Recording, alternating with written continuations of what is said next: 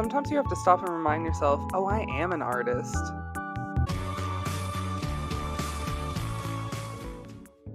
Hello, welcome to the video. Welcome to the channel. I am Tiara Marie, as in Tiara Marie Art, or Tiara M Art, or Tiara Mart. So this is going to be a process video where I walk through my process of creating watercolor. Here I am sharpening a pencil. I first used a X-Acto blade, and then I am using a sanding pad to get like a super fine tip. That's something that they taught me in art school, and I just decided to indulge in it on this particular day. I don't typically do that. I do often sharpen my pencils with a X-Acto blade, but that's mostly because I can't find a pencil sharpener. But that's a great technique if you are going to do a solely pencil piece. Here, I'm just using it to sketch. So I go in first and I'm laying down I want to say groundwork, but really I'm just kind of laying down the scaffolding of the figure.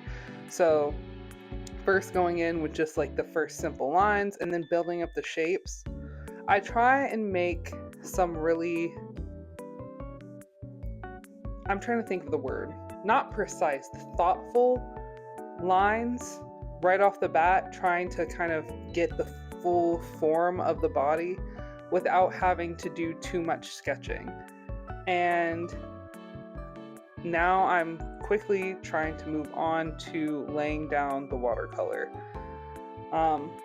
One of the ways I was taught to paint was not to do any drawing first.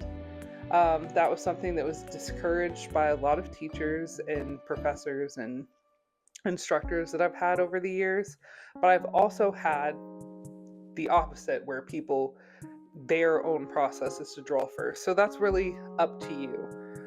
But for me, with painting, I think it's really important to get into the painting as quickly as possible, getting a brush to paper, even when I use that pencil to lay that beginning foundation.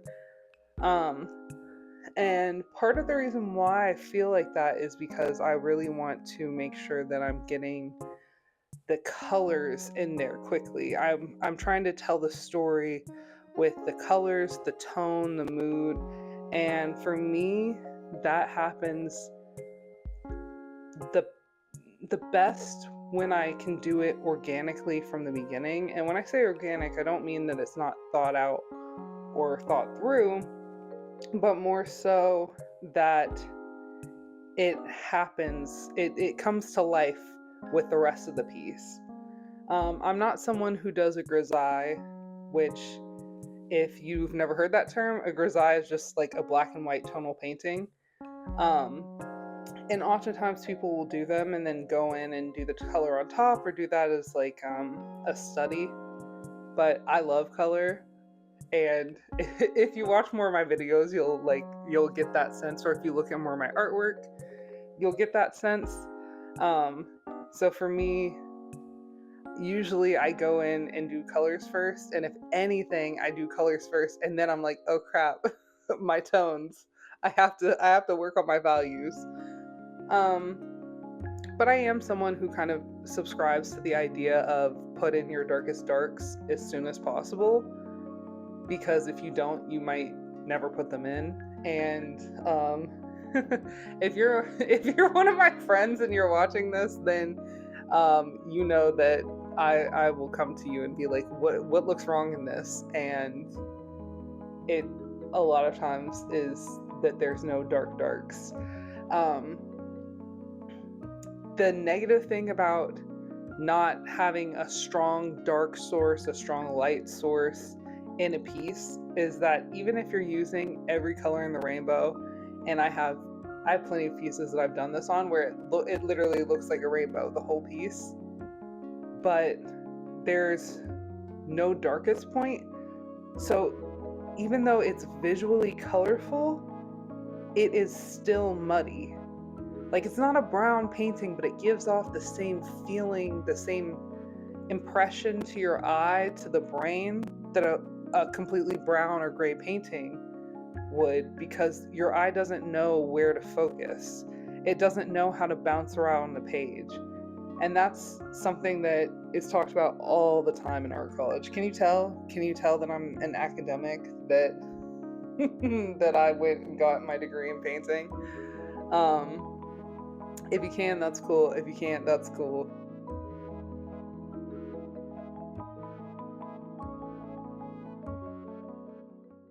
So my microphone just died, and then I had to charge it, and it's the next day. Anyway, I think I was talking about art school or something. I don't know. But let's get back to talking about this painting. Um, I'm going in, lots of wet on wet, trying to do the hair and just add more depth to the background.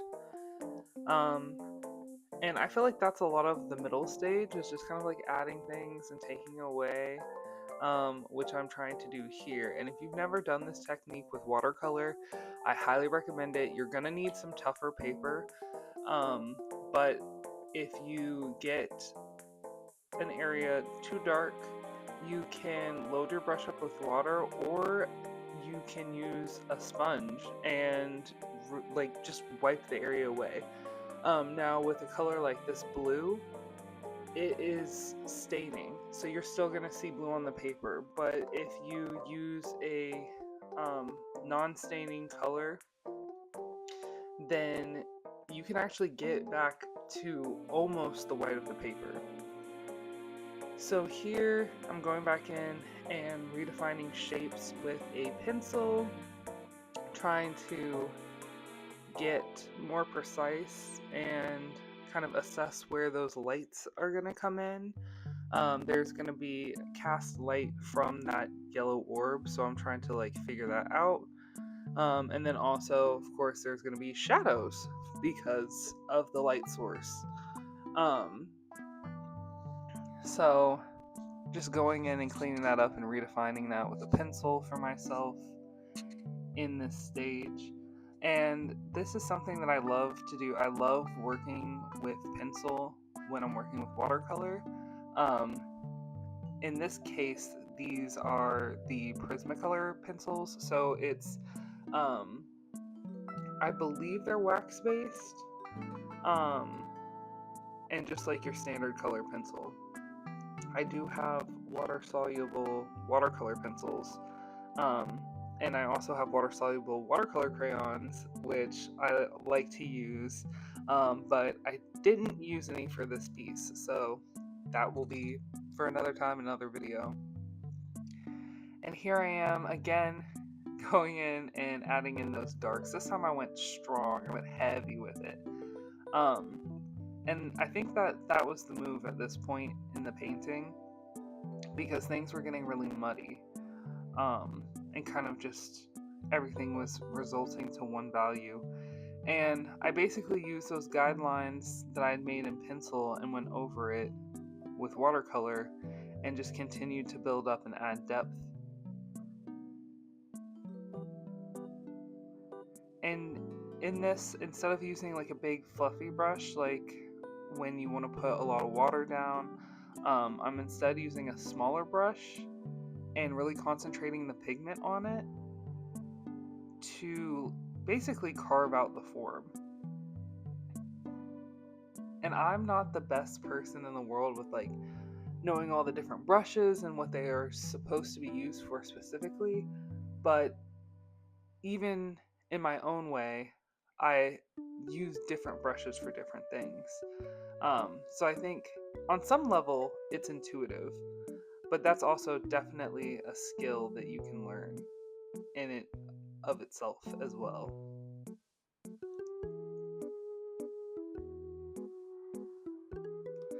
I definitely think I'm going to need some background music. So hopefully you're listening to background music right now. And speaking of backgrounds, this is the point where I figured out, oh crap, I didn't put a background in this. And I think that what happened was I was like, oh, this looks a lot better than I thought it was going to. And at this point, I'm probably realizing I'm going to make a fully fleshed piece. So I need to add in a background sooner rather than later, because the figure can look extremely disjointed from its setting if you wait and put in the background at the last minute. And of course, everything that I say, take it with a grain of salt, because everything in art is about learning the rules and then breaking them as you see fit. So I know that there are people that they paint everything separately. I'm not one of those people. I have to paint those things together. Ooh. Okay, so here I come in with these really pretty, shimmery, pearlescent Van Gogh paints, gifted to me by one of my lovely friends. So you know who you are, girl. If you're watching this, thank you. And even if she's not watching it, still giving thanks, because these are really fun. For a while, I didn't really know how to use them, because there's a full chromatic palette of these like shimmery shades, right? And so being someone who's like color and everything like that, like I kind of wanted to go in and use them all together, but it didn't really, that doesn't work for me. But using it like this to like really like oomph and like punch up a piece, very strong. And of course, I'm going back in with some pencil, redefining things. This time I'm using a dark pencil. And I think that was a good choice here, because it really is bringing that background to life even before I go back and add more paint, which I'm sure I'm going to do. That was so funny to say, which I'm sure I'm going to do. Like, I haven't already finished this piece and know that I do that. But yeah, I am an artist who I very much like to play. I think that is my strong suit, my creativity, my colors, and my willingness to just play around. And for me, sometimes that's the most important element, is being willing to play, because playing means that you're not committed to anything. You're willing to see where the piece takes you, and like drawing in the tears on this, that wasn't something planned. That was purely from, oh, this piece needs a little something more, and just kind of tapping into my emotions at the time. So then here I'm adding stars and just kind of reinforcing that like whimsical element that I have going on in the piece. And also, I didn't want to just leave the tear as the only like blue shimmery thing. I wanted to go in and make sure that there were other spots in the piece that had that similarity, so it didn't feel too disjointed. And just kind of like waking it up and making it feel like a little bit more mystical and like alive. I think sometimes without those like little elements, my pieces can fall flat, and I definitely didn't want that. I wanted this, like, I started thinking about it as like this cavern and this like very like mystical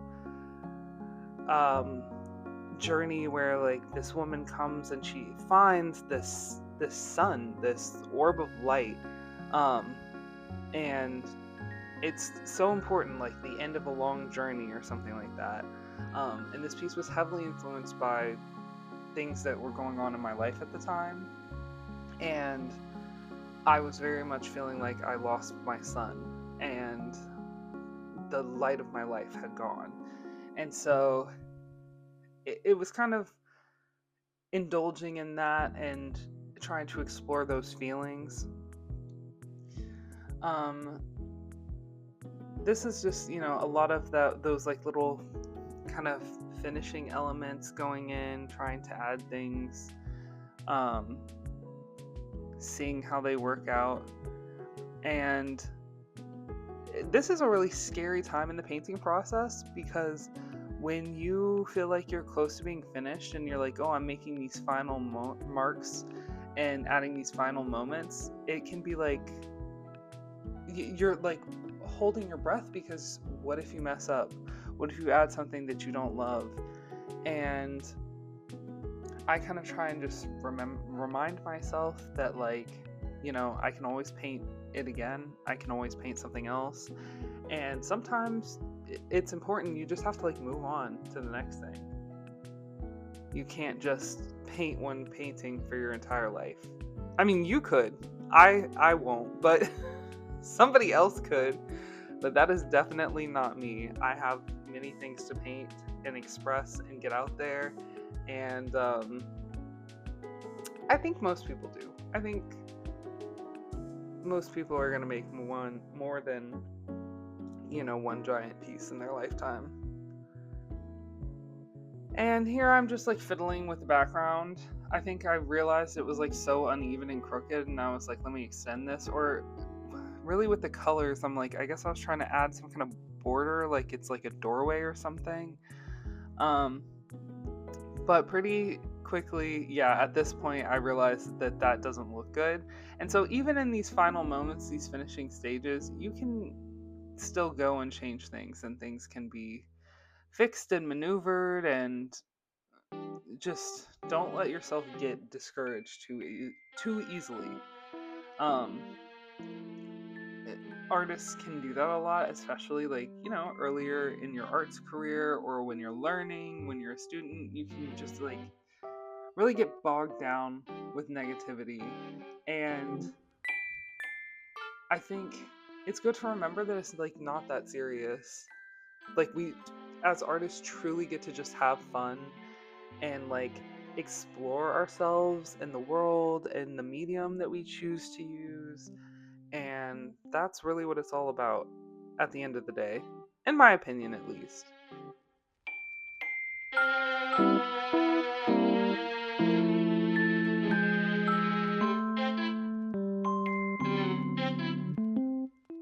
So yeah, I'm just going around and trying to make this added border um, not feel like a border and actually feel like a solid part of the background.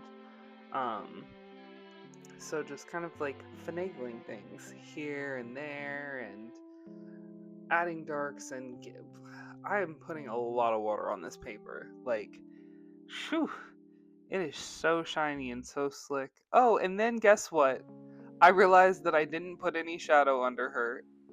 See, that's like the type of stuff I'm talking about. When you put in your backgrounds later, for me, I can forget crucial details like, oh, this figure is not just, like, floating here in space. She is standing here, and therefore there needs to be some kind of shadow, especially because there is this intense light that is supposed to be casting on her and radiating throughout the piece. But yeah, here I'm just, like, really doing these last paint strokes, trying to finish it up and make things feel unified, and just get to a point where I feel like it's finished and I feel like everything makes sense. And so while I'm finishing up this piece, I just want to say thank you so much for watching this. I hope that you enjoyed hearing a little insight into my process and what I think about and how I go about painting. I really enjoyed this. I enjoy watching back my work, and I hope to do this again with you soon.